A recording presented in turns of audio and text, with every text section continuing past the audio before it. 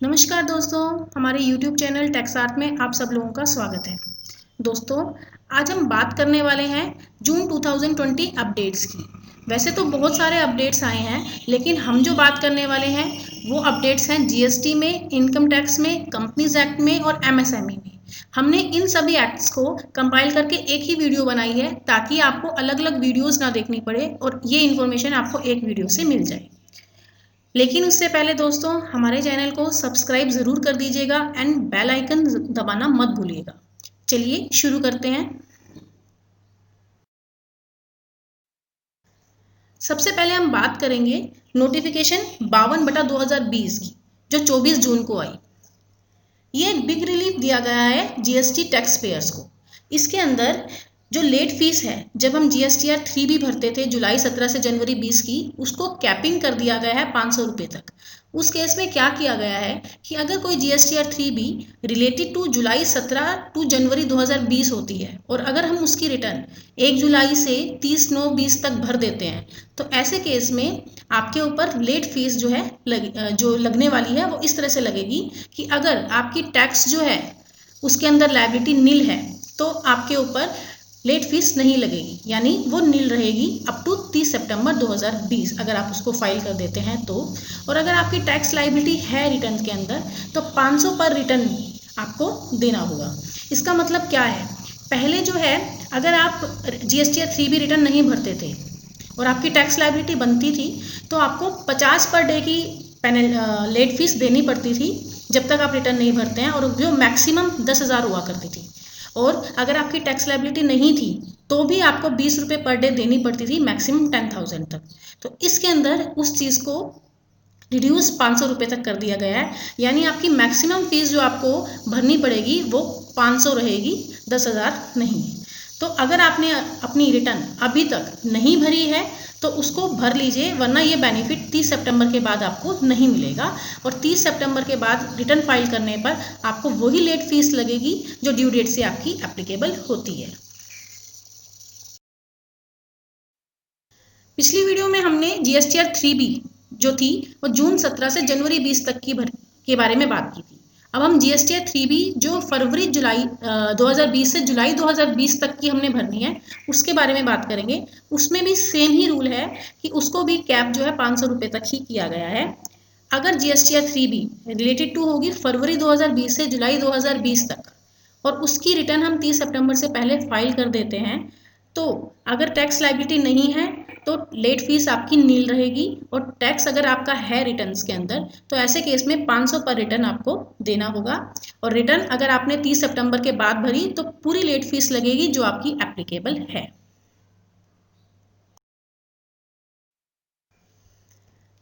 चलिए दोस्तों, अब हम बात करते हैं इंटरेस्ट रेट की और वेवर की। अभी आपने सुना होगा कि हमें लेट फीस के अंदर कुछ वेवर मिल रहा है और कुछ इंटरेस्ट रेट भी लो हुआ है।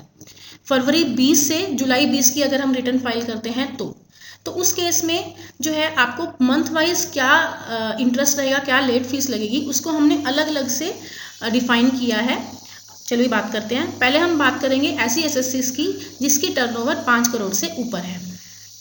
उस केस में क्या होगा, ये नोटिफिकेशन जो है 24 जून को आई है, याद रखिएगा दोस्तों। इसके अंदर क्या होगा, मान लीजिए आपकी जो है फरवरी की जीएसटीआर रिटर्न जो है 3B की वो पेंडिंग है, तो उस केस में आप कब भरेंगे तो कितना इंटरेस्ट लगेगा और लेट फीस लगेगी उसके बारे में मैं आपको बताती हूँ। अगर आप अपनी रिटर्न जो है 24 जून से पहले पहले, जिस दिन ये नोटिफिकेशन आई है उससे पहले पहले भर लेते हैं, तो उस केस में कोई भी लेट फीस आपके ऊपर एप्लीकेबल नहीं होगी। और उसके बाद 30 सितंबर से पहले भरते हैं और 24 जून के बाद भरते हैं तो उस केस में 50 पर डे आपको पे करना पड़ेगा लेट फीस का। लेकिन जो मैक्सिमम है 500, जो हमने पिछली वीडियो में बताई कि कैपिंग हो गई है मैक्सिमम 500 रुपये तक। लेकिन अगर आप 30 सितंबर तक भी अपनी फाइल नहीं करते हैं रिटर्न, तो उस केस में जो आपकी ड्यू डेट थी फरवरी की 20 मार्च, उस डेट से जब तक आप भर रहे हैं तब तक 50 पर डे की लायबिलिटी आपकी बन जाएगी लेट फीस के लिए, जो मैक्सिमम 10,000 होगी। इंटरेस्ट के केस में रहेगा, आपको पता है कि फरवरी की ड्यू डेट है 20 मार्च, लेकिन 15 दिन की एक्सटेंशन दी गई थी कि तब तक आपका इंटरेस्ट नहीं लगेगा अगर आप 20 मार्च के बाद 15 दिनों में भर देते हैं तो, यानी 4 अप्रैल तक अगर आप भर देते हैं टैक्स, तो उस केस में आपकी इंटरेस्ट की लायबिलिटी नील रहेगी। लेकिन अगर आप 5 अप्रैल से 24 जून तक भरते हैं तो उस केस में 9% लगेगा आपका, और उसके बाद अगर भरते हैं तो उस केस में 18% आपको इंटरेस्ट पे करना होगा। अब मार्च की बात, मार्च की ड्यू डेट है आपकी 20 अप्रैल। तो लेट फीस के केस में वही एप्लीकेबल होगा कि 24 जून से पहले अगर हम आप मार्च की रिटर्न भर देते हैं तो उस केस में लेट फीस नहीं लगेगी। उसके बाद भरते हैं और 30 सितंबर से पहले भरते हैं तो 50 पर डे लगेगा, मैक्सिमम 500 रुपये, और 30 सितंबर के बाद भरने पर 50 per day from due date आपको देना पड़ेगा। इंटरेस्ट के केस में आपको, अगर आप टैक्स पे 5 मई तक भर देते हैं तो इंटरेस्ट आपको नहीं देना होगा, और 5 मई के बाद और 24 जून से पहले भरते हैं तो 9% का इंटरेस्ट रहेगा, और 25 जून के बाद 18% का इंटरेस्ट उसके ऊपर हो जाएगा। अब हम बात करते हैं अप्रैल मंथ की।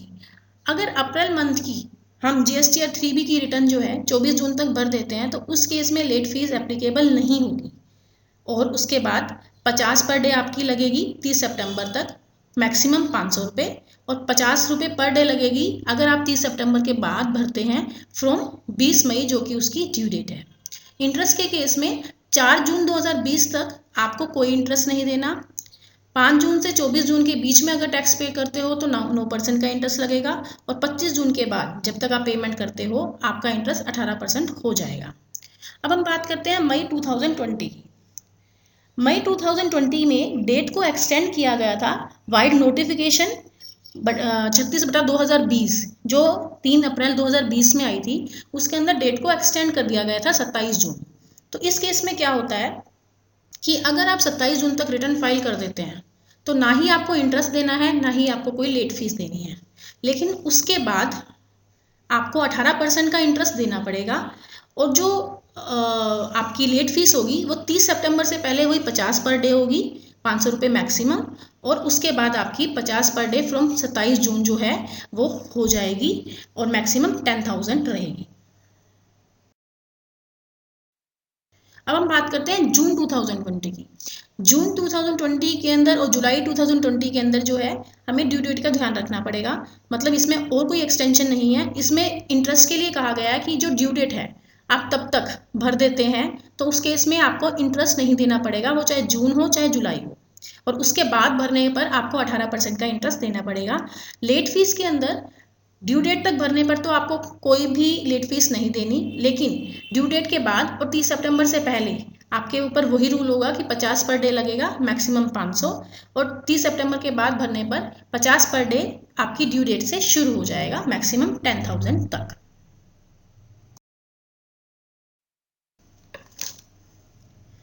चलो दोस्तों, अब हम बात करते हैं ऐसे एसएससीज के बारे में जिनकी टर्नओवर जो है वो 5 करोड़ से कम है। फरवरी 2020 में अगर एसएससी की जो है रिटर्न फाइल नहीं हुई है तो उस केस में लेट फीस कैसे लगेगी। लेट फीस के लिए इन्होंने कहा है कि 30 जून तक अगर आप अपनी रिटर्न फाइल कर देते हैं फरवरी की तो उस केस में आपको कोई लेट फीस नहीं देनी पड़ेगी, और 30 सितंबर तक और 1 जुलाई से आपको 50 पर डे देनी पड़ेगी, मैक्सिमम 500 रुपये, और 50 पर डे आपको फिर देनी पड़ेगी अगर आप 30 सितंबर तक भी नहीं भरते हैं तो उसकी ड्यू डेट से। फरवरी की ड्यू डेट जो है वो 22 मार्च और 24 मार्च होती है, तो उस डेट से 22 और 24 मैंने आपको दो क्यों बताई है, वो इसलिए कि कुछ स्टेट्स के लिए वो 22 मार्च है और कुछ डेट्स के लिए वो 24 मार्च है। तो उस ड्यू डेट से आपको 50 पर डे देनी पड़ेगी अगर आप सितंबर तक उसे फाइल नहीं करते हैं। इंटरेस्ट के केस में क्या रहेगा कि 30 जून तक आपको कोई भी इंटरेस्ट नहीं देना, 9% इंटरेस्ट लगेगा अगर आप 1 जुलाई से 30 सितंबर के बीच में भर देते हैं, और 18% रहेगा 1 अक्टूबर के बाद। ओके, अब हम मार्च की बात करते हैं। मार्च मंथ के अंदर लेट फीस जो है वो आपकी 3 या 5 जुलाई तक रिटर्न फाइल कर देने पर नहीं लगेगी। इसका मतलब 3 और 5 जुलाई जो है वो डेट आपको याद रखनी पड़ेगी कि इस डेट तक अगर आप मार्च की रिटर्न भर देते हैं तो उस केस में ना ही आपको इंटरेस्ट पे करना है, ना ही आपको लेट फीस देनी है। लेकिन आप अगर 4 या 6 जुलाई के बाद से रिटर्न भरते हैं और 30 सितंबर से पहले पहले, तो आपको जो इंटरेस्ट देना पड़ेगा वो 9% और उसके बाद जो है वो इंटरेस्ट रेट बढ़कर 18% हो जाएगा।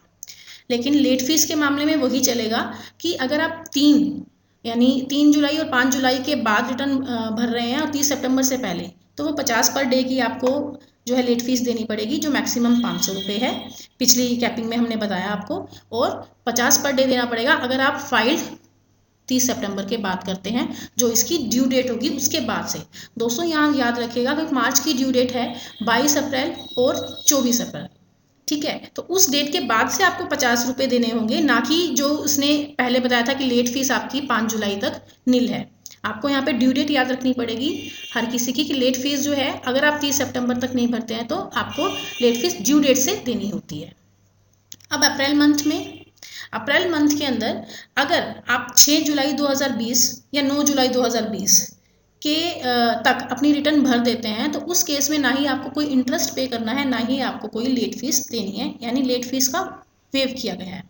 लेकिन अगर आप उस डेट के बाद अपनी रिटर्न फाइल करते हैं और 30 सितंबर से पहले, तो 9% का आपके ऊपर इंटरेस्ट लगेगा और 50 पर डे की आपके ऊपर लेट फीस लगेगी, जो मैक्सिमम 500 रुपये है। और अगर आप अपनी रिटर्न जो है वो 30 सितंबर के बाद भरते हैं, तो उस केस में आपके 18% का इंटरेस्ट लगेगा 1 अक्टूबर से, और 50 पर डे आपको ड्यू डेट से जो है लेट फीस देनी पड़ेगी, जो मैक्सिमम 10,000 हो जाएगी। ड्यू डेट अप्रैल की जो है वो 22 मई और 24 मई 2020 है।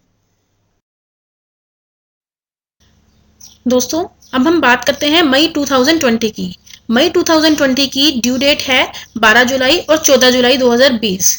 अगर हम ड्यू डेट से पहले रिटर्न फाइल कर देते हैं तो लेट फीस उसके केस में नील होगी, और उसके बाद 30 सितंबर तक भरते हैं तो 50 रुपये पर डे, जो मैक्सिमम 500 हो जाएगी, और उसके बाद 50 पर डे लगेगी ड्यू डेट से अगर हम 30 सितंबर तक रिटर्न फाइल नहीं करते हैं तो।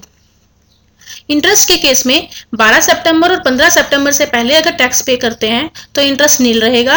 अगर 13 सितंबर और 16 सितंबर से और 30 सितंबर के बीच में हम टैक्स पे करते हैं तो 9% इंटरेस्ट, और 1 अक्टूबर से उसका 18% रेट ऑफ इंटरेस्ट हो जाएगा। जून 2020 में जो लेट फीस होगी वो ड्यू डेट तक भरने पर आपकी नील होगी। ड्यू डेट जो होगी वो है 22 जुलाई और 24 जुलाई 2020। अगर इसके बाद हम फाइल करते हैं रिटर्न और 30 सितंबर से पहले, तो 50 पर डे लगेगा और मैक्सिमम जो 500 रुपये तक हो सकता है। और अगर हम 30 सितंबर तक भी फाइल नहीं करते हैं तो 50 पर डे की आपको जो है लेट फीस देनी पड़ेगी फ्रॉम ड्यू डेट। इंटरेस्ट के केस में कैसे रहेगा? जून के केस में अगर हमारा टैक्स जो है वो 23 सितंबर या 25 सितंबर से पहले पे हो जाता है तो कोई इंटरेस्ट नहीं लगेगा। अगर उसके बाद और 30 सितंबर से पहले पे करते हैं तो 9% का इंटरेस्ट लगेगा, और 1 अक्टूबर के बाद 18% का इंटरेस्ट देना होगा। जुलाई 2020 में दोस्तों हमारी ड्यू डेट है 22 अगस्त और 24 अगस्त। अगर उससे पहले फाइल कर देते हैं तो लेट फीस नील होगी। उसके बाद वही 50 रुपये पर डे लगेगी 30 सितंबर तक, मैक्सिमम 500 रुपये, और उसके बाद 50 पर डे लगेगी आपकी ड्यू डेट के बाद, इफ सितंबर तक आप उसकी रिटर्न फाइल नहीं करते हैं तो। इंटरेस्ट के केस में 27 सितंबर और 29 सितंबर से पहले टैक्स पे करने पर इंटरेस्ट नील है, और अगर 28 सितंबर और 30 सितंबर तक आप करते हो अपना इंटरेस्ट पे तो आपका 9% इंटरेस्ट लगेगा, और 1 अक्टूबर से 18% इंटरेस्ट हो जाएगा।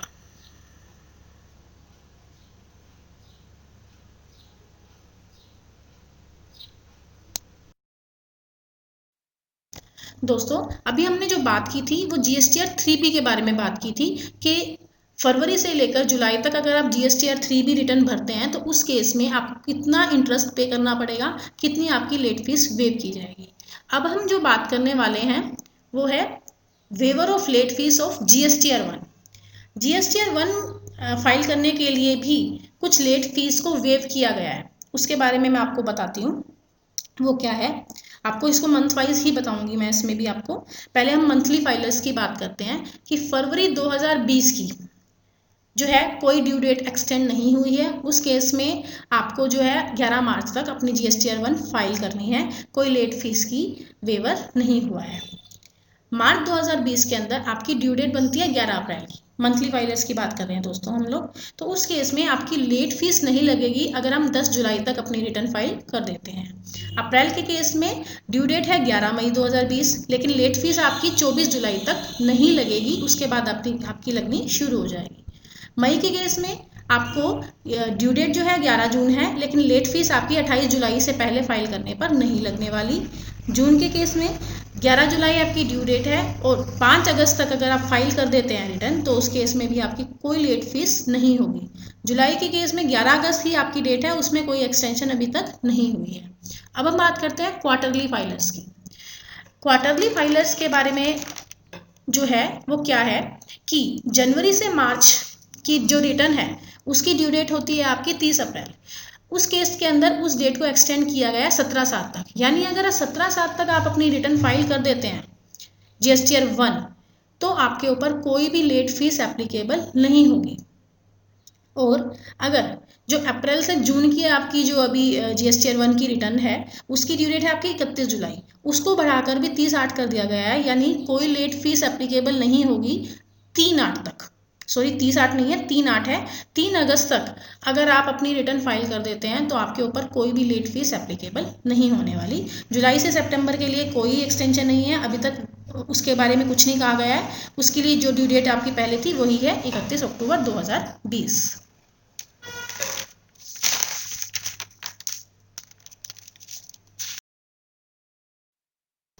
दोस्तों चलिए अब बात करते हैं ट्रान 1 के बारे में, जो जीएसटी का नया अपडेट है। ब्रांड इक्विटी केस के बारे में आप सबको पता होगा, जिसमें हाई कोर्ट ने एक जजमेंट पास की थी कि विद इन 3 ईयर्स आप ट्रान 1 फाइल कर सकते हो इनपुट क्रेडिट को लेने के लिए। 3 ईयर्स कहाँ से होंगे? 1 जुलाई 2017 से 30 जून 2020 तक। और अगर पोर्टल नहीं खुलता है तो आप जुलाई 2020 में भी उसका क्रेडिट ले सकते हैं। लेकिन गवर्नमेंट ने उसके अगेंस्ट एक अमेंडमेंट की सेक्शन 140 में, जो रेट्रोस्पेक्टिवली विद इफेक्ट फ्रॉम 1 जुलाई 2017 से हो गई, जिसमें उसने टाइम प्रिस्क्राइब कर दिया है। और उसने एक एसएलपी भी फाइल की सुप्रीम कोर्ट को कि जो ट्रान 1 क्रेडिट जो मिलना था फाइल करके वो हम 3 साल तक नहीं भर सकते हैं। तो ऐसे केस में सुप्रीम कोर्ट ने ब्रांड इक्विटी केस पर स्टे लगा दिया है। उन्होंने कहा है कि नेक्स्ट हियरिंग तक जो है आप जो है पोर्टल पर नहीं जा सकते हैं और ना ही फाइल कर सकते हैं अपना ट्रान 1। इसके बाद एक नोटिफिकेशन आई 44/2020 में, जो 8 जून को आई, जिसमें एक रूल इंसर्ट किया 67A। वो क्या कहता है कि आप जो है नील रिटर्न भर सकते हो एसएमएस के थ्रू, यानी जीएसटीआर 1 या जीएसटीआर 3 भी जिसमें आपकी टैक्स लायबिलिटी 0 है, उस केस में आप नील रिटर्न फाइल कर सकते हो। इसके बाद क्या है कि अगर कोई एक्शन 20 मार्च और 30 अगस्त के बीच में आता है, यानी आपको किसी रिप्लाई करना है, नोटिस का ऑर्डर देना है, या कोई भी एक्शन 20 मार्च और 30 अगस्त के बीच में अगर फॉल करता है तो उसकी डेट को भी एक्सटेंड कर दिया गया 31 अगस्त तक, जो पहले 30 जून थी।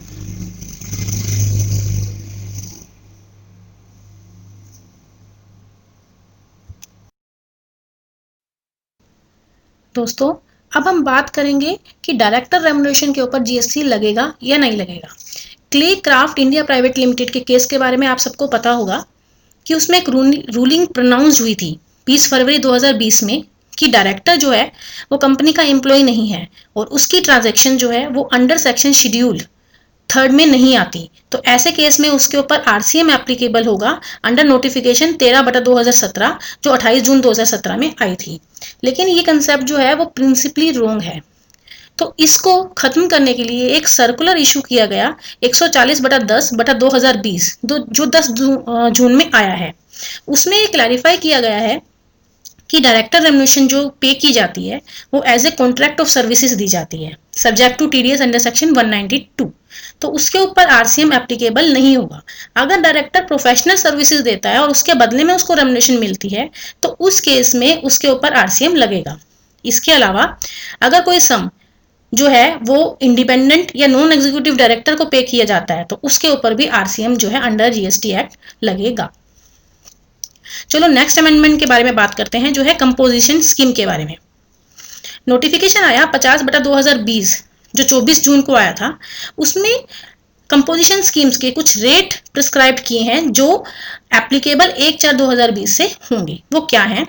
अगर एसएससी जो है वो 10-1 ऑप्ट करता है कंपोजिशन स्कीम में, तो मैन्युफैक्चर के केस में रेट होगा 1%, रेस्टोरेंट जो सर्विस प्रोवाइड कर रहा है उसमें 5% और ट्रेडर के केस में 1%। लेकिन ट्रेडर के केस में 1% जो है वो टर्नओवर होगी, वो सिर्फ टैक्सेबल होगी, उसमें एग्जम्प्ट सप्लाईज को इंक्लूड नहीं किया गया है। एक और नया सेक्शन जो है इसमें इंसर्ट किया गया वो है 10(2)(a). उस सेक्शन में क्या कहा गया है कि अगर आपकी टर्नओवर जो है वो 50 लाख से कम है तो आप इस ऑप्शन को ऑप्ट कर सकते हैं। उसके अंदर आपको 6% का इंटरेस्ट, 6% का टैक्स देना पड़ेगा। अब इसके अंदर जो टर्नओवर है वो कौन सी होगी, वो टैक्सेबल भी होगी, प्लस में उसमें एग्जम्प्ट टर्नओवर भी इंक्लूड की जाएगी। इंटरेस्ट ऑन डिपॉजिट टर्नओवर का पार्ट नहीं होगा। मैं आपको एक एग्जांपल से समझाती हूँ। मान लीजिए रेस्टोरेंट सर्विस प्रोवाइडर की टर्नओवर 40 लाख है और अदर सर्विसेज से जो टर्नओवर आई उसकी वो 6 लाख है। अब वो 10(1) में नहीं जा सकता क्योंकि उसकी अदर सर्विसेज से जो है टर्नओवर वो 5 लाख तक मैक्सिमम होनी चाहिए, यानी 10% ऑफ 40 लाख यानी 4 लाख और 5 lakh which ever is higher 5 lakh तक होनी चाहिए। यहाँ पर उसकी टर्नओवर अदर सर्विसेज से है 6 लाख, तो ऐसे केस में वो 10(1) में नहीं जा सकता, तो वो 10(2)(a) ऑप्ट कर लेगा उसके अंदर, लेकिन उसको 6% रेट ऑफ टैक्स देना पड़ेगा।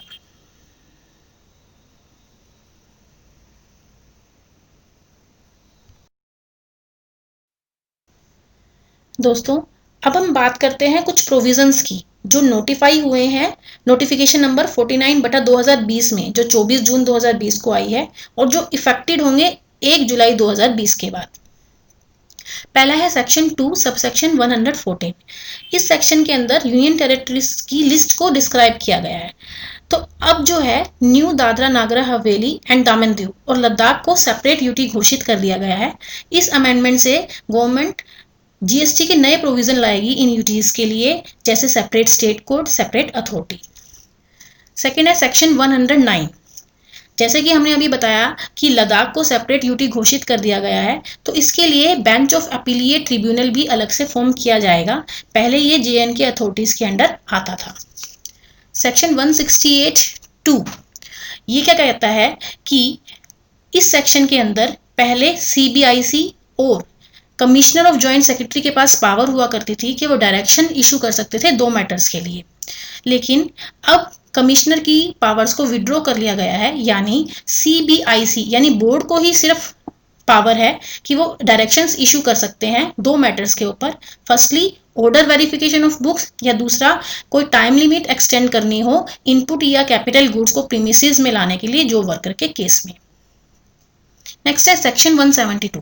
सेक्शन 172 कहता है कि अगर कोई डिफिकल्टी अराइज हो जाती है किसी प्रोविजंस के अंदर और उसमें कुछ चेंज लाना है तो गवर्नमेंट विद इन 3 ईयर्स पहले चेंज ला सकती थी, लेकिन इसको एक्सटेंड किया गया है कि removal of difficulty order pass करने के लिए गवर्नमेंट जो है 5 सालों तक कर सकती है, यानी अप टू 30 जून 2022। इसके बाद है रिवोकेशन ऑफ कैंसिलेशन ऑर्डर। अगर किसी एसएससी के लिए कैंसिलेशन ऑर्डर पास हो जाता है 12 जून से पहले, यानी समझ लीजिए दिसंबर में या जनवरी में कैंसिलेशन ऑर्डर आपका आ गया, तो उस केस में एसएससी के पास पावर है कि वो revocation of cancellation order file कर सकती है अप टू 31 अगस्त 2020।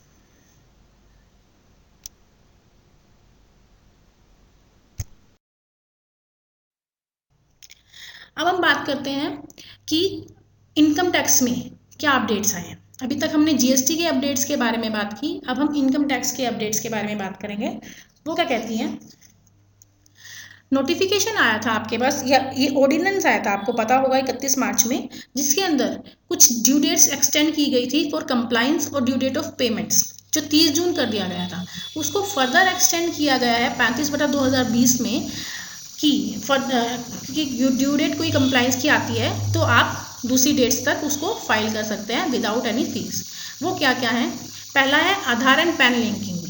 आधार और पैन लिंक जो डेट है उसको बढ़ाया गया कि इसको लिंक करवाना हो तो आप 31/3/2021 तक उसे करवा सकते हैं।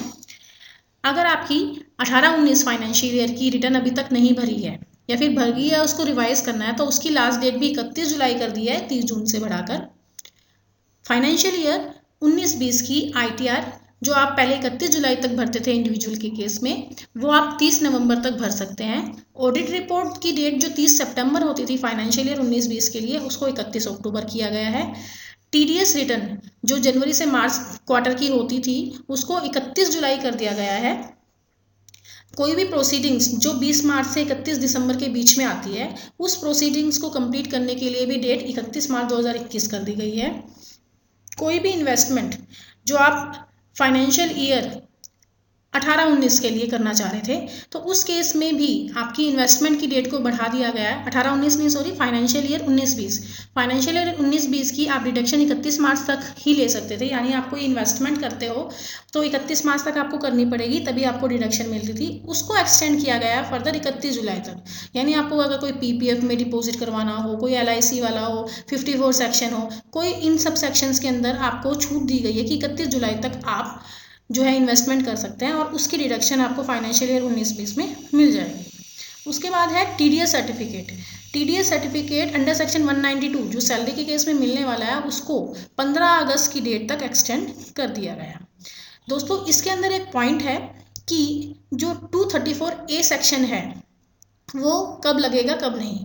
234A सेक्शन क्या कहता है कि उस केस में इंटरेस्ट लगता है अगर आप डिले कर देते हैं अपनी रिटर्न फाइलिंग की।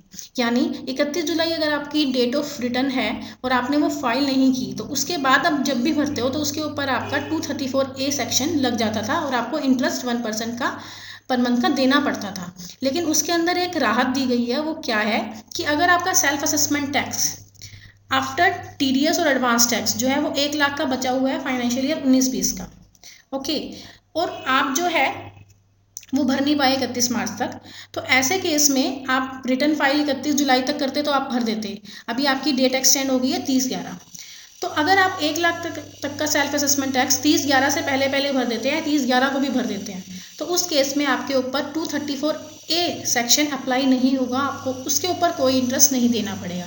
लेकिन दोस्तों ये याद रखिएगा, अगर आपका सेल्फ असेसमेंट टैक्स 1 लाख से ज़्यादा है तो उस केस में 234A सेक्शन अप्लाई रहेगा, उसके लिए कोई एक्सटेंशन नहीं है।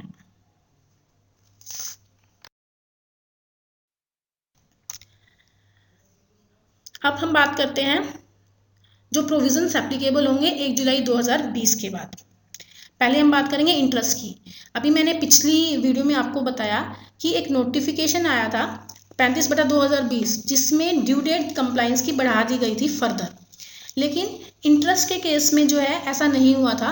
मीन्स जो ऑर्डिनेंस आया था 31 मार्च 2020 में, उसमें ये कहा गया था कि ड्यू डेट कंप्लाइंस की और ड्यू डेट पेमेंट को एक्सटेंड करके 30 जून कर दिया गया है।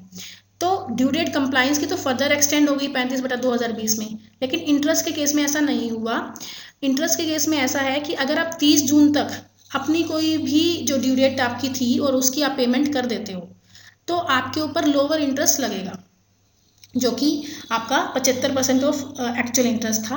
लेकिन अगर आप 30 जून के बाद उसकी पेमेंट करते हो तो आपको फुल इंटरेस्ट देना पड़ेगा, उसके ऊपर आपको कोई बेनिफिट नहीं मिलने वाला। दोस्तों, हमने इसके लिए एक अलग से वीडियो बनाई हुई है जिसके अंदर आपको ये पता लगेगा कि ऑर्डिनेंस में क्या था और 35/2020 नोटिफिकेशन में क्या हुआ और इंटरेस्ट आपका कैसे एप्लीकेबल होगा। तो आप वहाँ पर उस वीडियो को अच्छे से देख सकते हैं, वो डिटेल में बनी हुई है। इसके बाद है सेक्शन 194N। 194N सेक्शन कहता है कि अगर एसएससी को जो है कैश विड्रॉल करना है और वो 1 करोड़ से ऊपर कर देता है तो उसके ऊपर टीडीएस करता है 2%।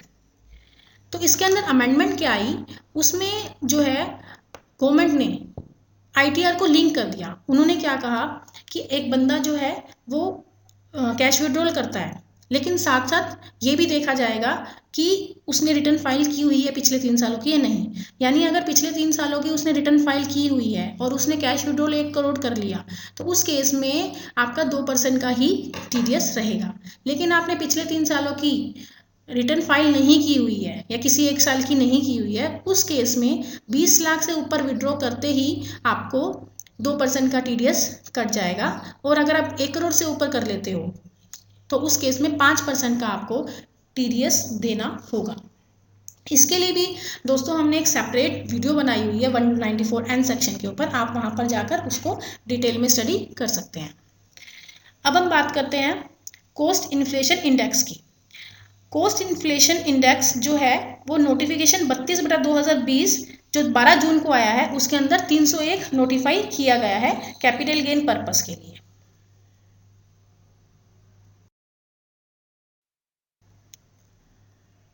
अब हम बात करते हैं 115 बीएसी सेक्शन की।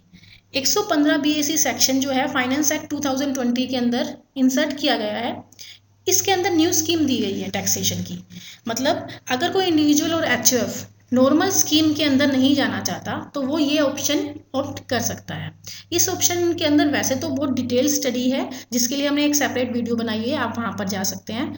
लेकिन मैं आपको यहाँ पर जो मेन हाईलाइट्स है वो बताती हूँ कि 115 बीएसी में बहुत सारी डिडक्शंस हैं जिसको डिसअलाउड कर दिया गया है, लेकिन 2 ऐसी डिडक्शंस हैं जो आपको नॉर्मल स्कीम में भी मिलेगी और इस सेक्शन को ऑप्ट करने पर भी मिलेगी। वो क्या है? एक तो ट्रांसपोर्ट अलाउंस जो 3200 पर मंथ किसी इम्पेयर्ड पर्सन को मिलता था, यानी इम्पेयर्ड पर्सन जो होगा उसको 3200 पर मंथ की ट्रांसपोर्ट अलाउंस की छूट मिलती थी, वो अभी भी बरकरार है इसके अंदर इस सेक्शन को ऑप्ट करने पर भी। दूसरी, ट्रांसपोर्ट कन्वेंस या ट्रांसफर अलाउंस अगर कोई कंपनी देती है अपने एम्प्लॉय को यहाँ से वहाँ ट्रैवल करने के लिए और जितनी एक्चुअल जो है पेमेंट हो रही है उतनी आपको अलाउंस जो है इस सेक्शन में भी अलाउड की गई है। इसके अलावा हम बात करते हैं परक्यूसिट्स की। परक्यूसिट्स जो हैं वो सेम तरह से ही लागू होंगे जैसे नॉर्मल स्कीम में है, उसकी वैल्यू वैसे ही डिराइव होगी जैसे नॉर्मल स्कीम में होती है, एक्सेप्ट फूड वाउचर के केस में। फूड और मील वाउचर के केस में क्या कहा गया है कि नॉर्मल स्कीम के अंदर हमें एग्जम्पशन मिलती थी 50 पर मील की, जो इस सेक्शन के अंदर आपको प्रोवाइड नहीं की गई है। यानी अगर 150 रुपये का आपको कोई मील वाउचर मिला है तो उसके अंदर 50 रुपये की डिडक्शन नॉर्मल स्कीम में मिल रही थी और 100 रुपये टैक्सेबल था। 115 बीएसी सेक्शन में 150 का आपका पूरा अमाउंट जो है वो टैक्सेबल है, आपकी सैलरी में इंक्लूड होगा। तो ये आपके इसके अंदर जो मेन चीज़ थी वो ये थी। तो 115 बीएसी के लिए आप जो है हमारी उस वीडियो पे जाइए और आपको पूरी की पूरी इन्फॉर्मेशन वहाँ से मिल जाएगी।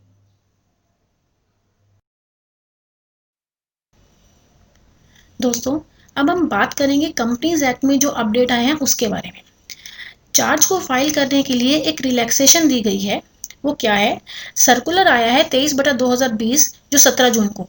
वो क्या कहता है कि अगर कोई चार्ज हमें 30 सितंबर से पहले क्रिएट करना है तो लेट फीस की कैलकुलेशन के लिए 1 मार्च से लेकर 30 तक के पीरियड को काउंट नहीं किया जाएगा।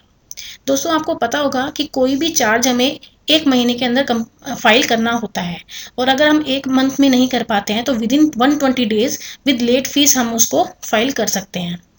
तो उस केस के अंदर जो लेट फीस लगती है उसके अंदर जो डेज काउंट होंगे उसके अंदर रिलैक्सेशन इस सर्कुलर में दी गई है कि 1 मार्च से लेकर 30 सितंबर तक के पीरियड को काउंट नहीं किया जाएगा।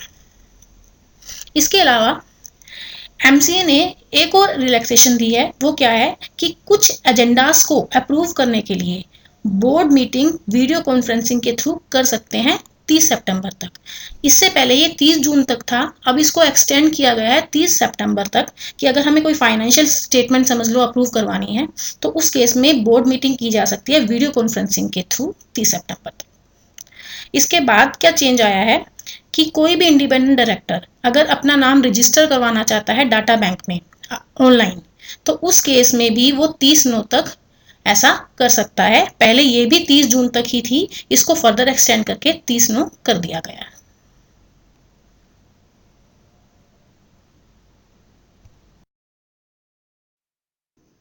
दोस्तों अब हम बात करेंगे एमएसएमई में क्या चेंज आया। एमएसएमई के अंदर अभी तक जो है सिर्फ क्राइटेरिया था कि इतने इतने टर्नओवर पर इतनी इन्वेस्टमेंट पर आप माइक्रो हो जाएंगे, फिर स्मॉल हो जाएंगे, फिर मीडियम हो जाएंगे, लेकिन इसकी डिटेल थ्योरी अभी तक नहीं आई थी। अब जो है उसकी एक डिटेल्ड प्रोसीजर नोटिफिकेशन इशू की गई है, वाइड नोटिफिकेशन जो 1 जून 2020 के अंदर आई है। सीजी ने इसके अंदर काफ़ी सारी चीज़ें जो हैं इंक्लूड की हैं।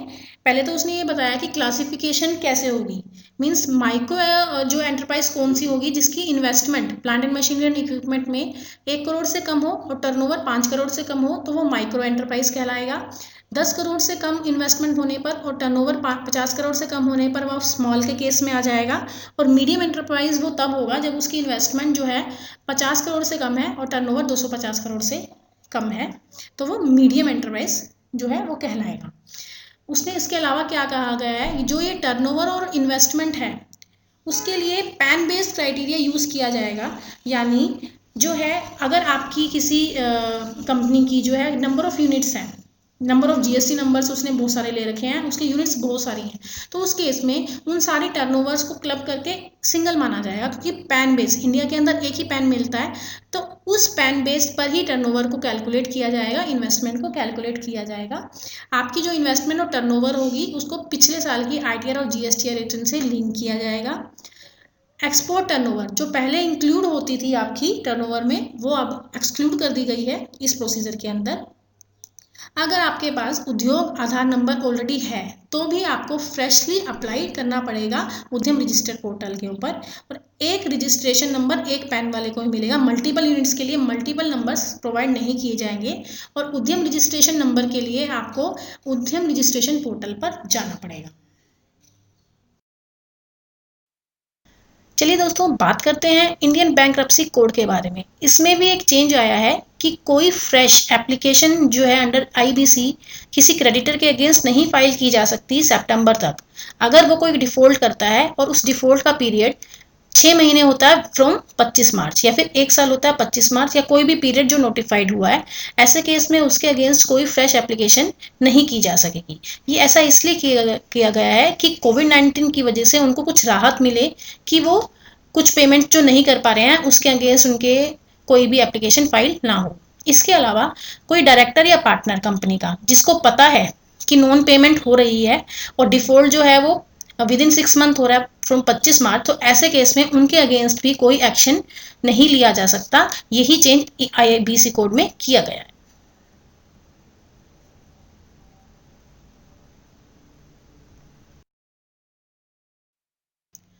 दैट्स ऑल दोस्तों, आई होप आपको ये वीडियो बहुत अच्छी लगी हो।